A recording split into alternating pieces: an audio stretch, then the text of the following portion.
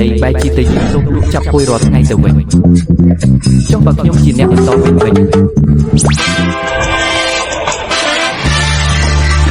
ហូជឿពាក្យបែបនេះអាចជាមិនសូវមិន100ដងដល់នាង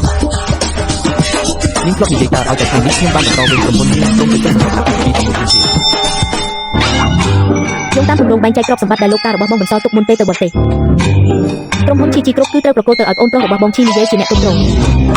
ចំណែកឯបងវិញគឺត្រូវបន្តវេនទុកលក់ចាប់មួយនោះថាម៉េច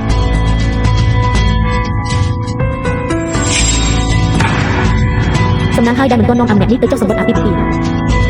ស្មានតែវាជាអ្នកបន្តវេនក្រុមហ៊ុនជីគ្រប់តាមមិននឹកស្មានថាជាឈីនិយាយសោះក្រុមហ៊ុនធំថ្នាក់នេះបែរជាមិនចែកឲ្យខ្ញុំសំបីតែ1រៀលនឹងប្រាកដណាស់លោកតាមិនមែនជាមនុស្សល្ងងទេគាត់ច្បាស់ជាទុកក្រុមហ៊ុនឲ្យអ្នកដែលមានសមត្ថភាពបំផុតហើយចំណែកឯបងវិញអាចយាមទុកលក់ចាប់មួយនោះមួយជីវិតវាមិនល្អបាត់ទៅហើយតាគឺឯងសោះ3ឆ្នាំមុនឯងរត់ចង់ផ្ទះទាំងខ្ញុំទាំងលោកតានិយាយអង្វរស្ទើរដាច់ខ្យល់ក៏ឯងមិនស្ដាប់ដែរឥឡូវនៅមានមុខមកដណ្ដើមទ្រព្យសម្បត្តិលោកតាទៀតSurprise ខ្ញុំក៏ឆ្ងល់ដែរនេះបងគិតមើលទៅខ្ញុំធ្វើខ្លួនបែបហ្នឹងហើយបែរជាតាចាស់នោះព្រមប្រគល់ក្រុមហ៊ុនឲ្យខ្ញុំទៅវិញអូមែនហើយក្រៅពីក្រុមហ៊ុននេះតាចាស់នោះនៅបន្សល់ទុកលិខិតជាប់ពាក្យមួយច្បាប់ទៀតផងគឺជាមួយកូនស្រីច្បងរបស់ត្រកូលលីនដែលជាត្រកូលលេខ1នៅទីក្រុងជៀងឈឹងនាងមានឈ្មោះថាលីនឈីងសៀវមិនដែរច្រណែនខ្ញុំអត់បងសម្លាញ់បងមិនធ្លាប់និយាយថាណែនាងឯងគ្រាន់តែធ្វើជាលេខាដ៏ល្អរបស់ខ្ញុំទៅបានហើយនរណានៅខាងក្រៅ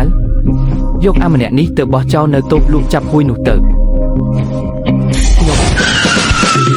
លោកតាពិតចិត្តដាច់មែន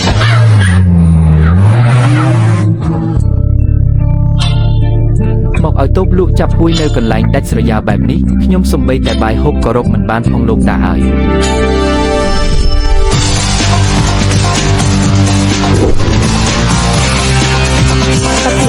ខ្ញុំចង់ទៅជិះទៅកម្លាំង